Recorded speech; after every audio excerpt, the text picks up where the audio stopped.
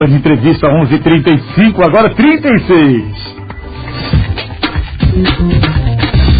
Record Entrevista. Eu converso com o Marco Antônio Cardoso de Souza, que é o presidente da Enflo. Bom dia, Marcos. Bom dia. Ô, Marcos, a gente pode... Eu estava abordando agora há pouco um assunto que mexe também com o setor empresarial da região da Grande Florianópolis, sobre esses prejuízos que o comércio teve naquela semana passada com uma paralisação do transporte coletivo. Foi prejudicial para toda a sociedade em geral, para os milhares de usuários, para o setor industrial, para o setor de comércio também, já que muitos funcionários tiveram prejuízos, não conseguiram chegar ao trabalho. Como é que uma entidade tão importante como é a Enflo vê essa questão? Bom, primeiro dizer de que a falta de gestão do poder público reflete nesse problema que já virou calendário não só na Grande Florianópolis, mas no país inteiro. Nós temos convicção de que isso é falta de gestão.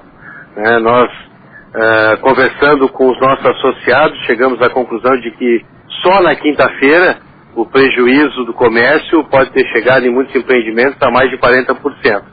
E pegando todo o período de compra do Dia das Mães, que é o segundo melhor período de vendas do comércio, esse prejuízo pode ter girado em torno de 20% a 30%, porque nós ainda não fechamos esses números, ainda estamos conversando com os nossos associados.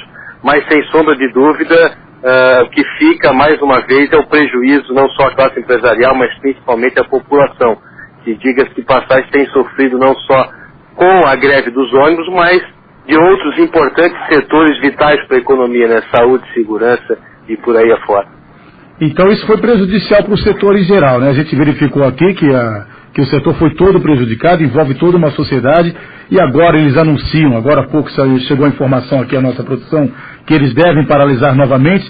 Se paralisarem no horário de pico, vão ter multa até do Ministério Público, vai ter um problema muito sério. Como é que existe um plano B para essa questão de vocês também?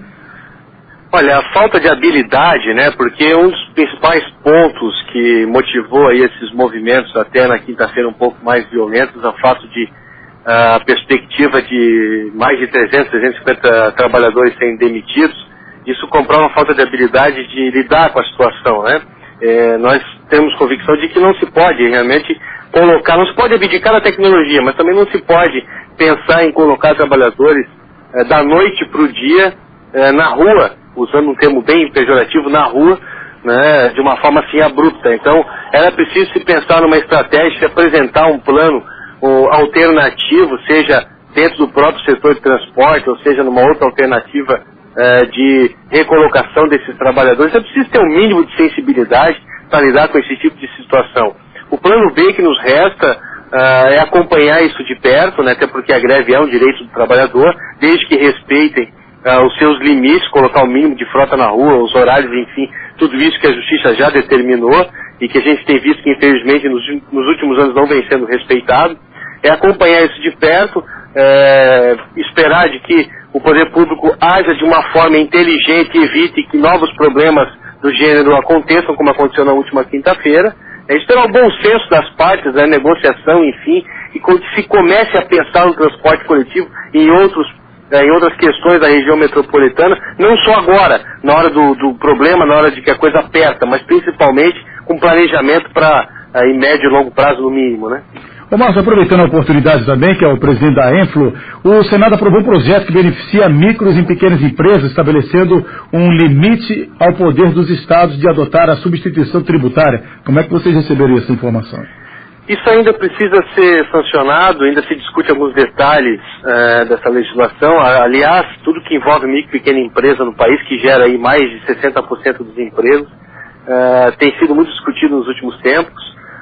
Nossa expectativa é de que a substituição tributária, que é um peso grande para as micro e pequenas empresas de Santa Catarina, possa ser efetivamente derrubada. O avanço que se pretende também que todas as empresas possam ser enquadradas no Simples apenas e simplesmente pelo seu faturamento e não mais por segmentos, o que tudo indica também vai ser aprovado, também vai ser sancionado. Eu acredito que nós estamos conseguindo alguns avanços importantes para o país. É um país que se mostra extremamente empreendedor, tem no seu povo, um povo que acredita no país ainda. Então é preciso que esse tipo de legislação, apesar de ser um ano eleitoral, avance, né? Eu disse isso em Brasília e repito, o governo federal está fazendo agora, no seu último ano de governo, o que não fez nos últimos 11 anos e meio. Né? Então, menos mal que ainda está fazendo. Mas a nossa expectativa é que isso tivesse acontecido há muito mais tempo. O governo estadual também pressionou, né, com o Estatuto da Micro e Pequena Empresa aprovado agora recentemente na Assembleia. Então, aos poucos as coisas vão melhorando e há uma esperança, há uma luz no fim do túnel, né, para quem, como eu disse inicialmente, gera grande parte dos empregos e da economia desse país. Nós continuamos sendo recordistas em tributação em comparação a outros países, Marcos? Sem dúvida, principalmente quando você fala em América Latina. Mas eu quero deixar um recado aqui importante ao ouvinte, que não é mais tão relevante a alta carga tributária, mas se você parar para pensar, o mais grave do que a alta carga tributária é o baixo retorno que nós temos. Cada vez menos, né? A reversão para a população, não é isso? Exatamente, cada vez menos investimento, você tem cada vez mais caos na saúde, você tem cada vez mais caos na segurança pública, a educação nem se fala. Então, à medida que cresce a carga tributária, que chegou na década de 80 a ser de 20 e poucos por cento e hoje está chegando aos 40%, você fizer uma retrospectiva, vai ver que os serviços públicos nesse período só pioraram. Isso é grave. E para que a gente tenha uma possibilidade de redução na carga tributária, é preciso que haja um choque não de gestão, mas um choque de realidade no país, que se mude a máquina pública, que é o principal peso. Só o governo federal tem mais de 25 mil cargos comissionados. Então, reduzir esse peso para que a gente possa, à medida que o peso da máquina pública é reduzido, pensar também numa reforma ou de micro-reformas tributárias que possam reduzir esse custo Brasil e possa oportunizar maior geração de emprego e renda, maior empreendedorismo no país e maior retorno, principalmente, desses investimentos, dessa carga tributária, né? A maioria dos empresários pesquisados recentemente diz que o Brasil investe muito, mas na tecnologia, esquece de outros setores importantes.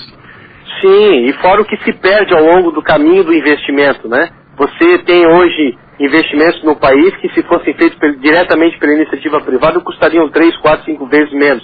Exemplo clássico, né? Exemplos clássicos agora recentes são as obras da Copa do Mundo. Vi esses dias um colunista dizendo que pronto, temos alguns estádios prontos para a Copa, basta construir a cidade em volta agora, que é o exemplo da Amazônia, né? O estado da Amazônia. Então você tem estádios que foram orçados em 300 milhões de reais e que custaram mais de 1 bilhão. Então que orçamento é esse? Que administração é essa? Se você fizer isso na iniciativa privada, você condena a empresa efetivamente à morte. Não tem outro caminho. Então a gestão pública precisa avançar muito, é uma democracia recente, mas precisa avançar muito para que a gente tenha, reitero aqui, retorno efetivo daquilo que é pago em tributos no nosso país. Marcos, quero aproveitar aqui e agradecer a tua participação ao vivo aqui na Rádio Record, colocando sempre à disposição aqui o programa Cidade na Record, a Rádio Record, aí à disposição da Info, ok? Muito obrigado a você, um grande abraço a você, a todos os ouvintes, estamos aí sempre às ordens. Um abraço, uma ótima semana. Esse é o presidente da Inflo, Marcos Antônio Cardoso de Souza. Agora 11h44, já chegando a 11h45, hein? Faltando 15 minutos para o meio-dia. Daqui a pouco tem a equipe esportiva chegando depois da Cidade na Record com as informações dos clubes catarinenses.